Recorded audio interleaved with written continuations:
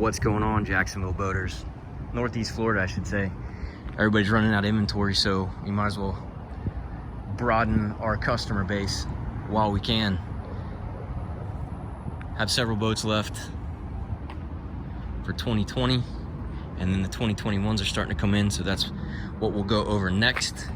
Is arguably the most popular boat in our lineup, numbers wise, how many we sell, is the Key West 239 FS for Family Sportsman Series. If you haven't guessed yet, the 239 gives away its measurement at 23 feet 9 inches. This one gets a little wider than the 20 and 21. Actually, 21's 8.6 as well. This boat is 8'6" on the beam, 25-inch transom, 2,700 pounds dry before engine, and it is a progressive dead rise. So we'll go take a look at the back here in a second and show you what that means. But it is a stepped running surface. When it flattens out in the back, it stays 24 degrees. And it's also a progressive dead rise. You can see that flat straight there to flatten it out and give you a little bit shallower draft and help lift the boat. And that puts it at 19 degrees. So they have it listed, as you can see, if the camera will focus, at a 19/24. But a really nice running boat, all around boat. If you want to run something inshore and go offshore occasionally, and with a 14-inch draft, 115 gallon capacity. It's really nice. Oh, I need to start going over pricing with these things too. So, pricing on the boats. We can have the same boat, like a 239, and usually, I shouldn't say usually, the same boat can be very different in price. So, with this one, we option all of our boats up quite a bit. So this one has like a 300 horsepower engine, power steering, hard top, nice stereo. I think we went up to the Fusion in this one. So these range in price. MSRP wise, this boat's a little over $90,000. So check with your local dealers to see how they price their boats. Usually it's a discount off of MSRP, and then we can provide you with an MSRP build sheet to go over what all options we added to the boat. And then we constantly have these things on order. So if something pops up and we don't have a boat you want, and we have one coming in a month, we can usually swap that boat to what you want it to be. But I just want to give you a little bit better look at this boat and give you an idea of why it's so capable offshore. It's just a very steep V entry in the front that cuts through the water really well, and then the flare on this boat gets quite a bit bigger than even the 219.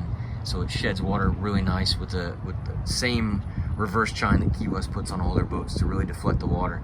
And then this one's big enough where it almost has a secondary reverse chine just above that one to continue to deflect that water before it really hits that flare. But even if it gets up to that flare, it does a really nice job of keeping you dry. I mean, no boat's gonna be perfect, but this one does a really nice job, especially for the price point it's in. We'll come back to the back of the boat again. That's a fuel vent.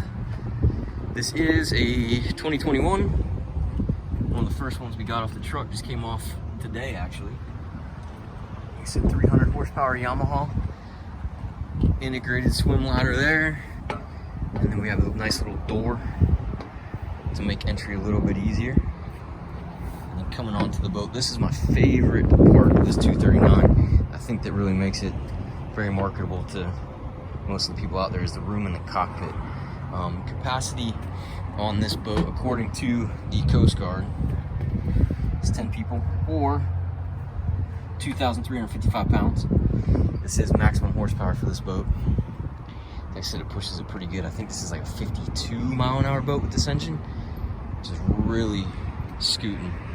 It does really nice in the river and intercoastal around here, and then on decent days offshore, it'll definitely take you out just about as far as you need to go, because with this 300, I think this thing's getting almost 4 miles to the gallon. All your pumps, power steering pump, everything's accessible. You can see how they kind of hide them up underneath ledges. That way if water starts dripping out, they're not dripping right on the pumps to help, slow corrosion and things like that. And some storage in there. This is that new upholstery. I forget, they give you 2 different choices of upholstery this year. They call it opal and then something else. But it's really, really good looking stuff. So it's a little more exciting than the tan they were using. And then there's the live well on this one. Give you a little bit of fishability. Again, a self-bailing cockpit. those drains are recessed a bit. So if they start backflowing due to a heavy load or something, then water starts bubbling up. Usually it fills this track before it gets on the deck and it causes you wet feet and whatnot. More storage on this side. You can see they're all friction hinges, so the doors stay up by themselves. You don't have gas shocks everywhere. That is the Yamaha bus system, because this is a fly-by-wire engine. You got a lot of storage underneath the gunnel on this boat too, because you have a huge gunnel cap, so you can put rods here. We have rocket launchers on the leading post and rocket launchers on the hardtop, and they make a really nice hardtop. It's pretty thick, but it's not very heavy, so you don't get that rocking motion that when you put too much weight high on the boat. So it's a really nice design. You have LED lights up there that are white and blue, and then those rigid LED spreaders to really light stuff up at the dock in low light conditions. And then we can put some extra speakers up there as well, give it a nice stereo system. Freshwater back there, raw water here. This one we did option with the slide out cooler. This might actually be standard on the 239, where it's optional on other stuff, but it's pretty nice. Gives you pretty easy access to open the cooler all the way. And then the leaning post, and that clips right back in. Pretty easy to use. Leaning post is nice. Standard leaning post. We did add the armrests, flip up bolsters for if you're going to use it standing or sitting, and then you have a footrest down there, and then we added the footrest on the console as well, so you have some storage up top, storage down below, USB for the stereo. And this one must be, bear with me, yeah, Garmin VHF. I think this is a Fusion black box, because I do not see a remote out on the dash, so everything should be run through the Garmin, which is a 1242 push button. This is not a touchscreen model. And then we did the upgraded Yamaha gauge because of the fly-by-wire throttle.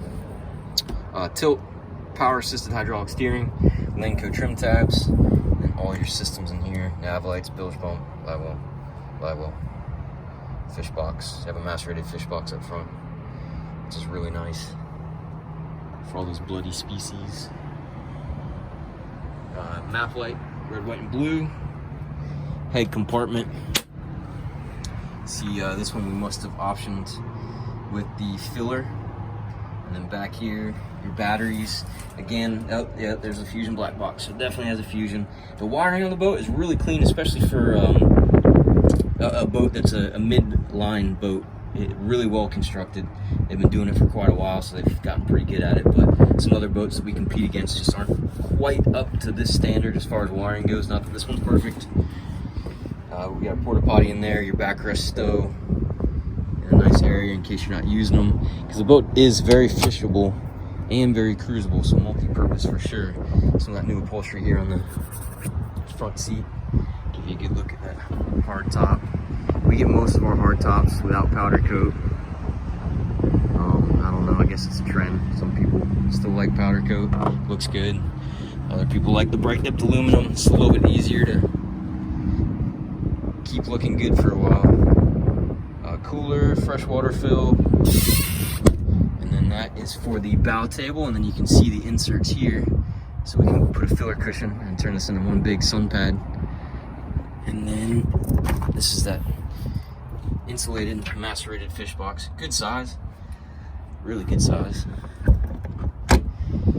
And then these are actually insulated storage as well, so you can put some, snapper, sea bass, all that good stuff that doesn't cause as much mess as like a tuna or a mahi or something.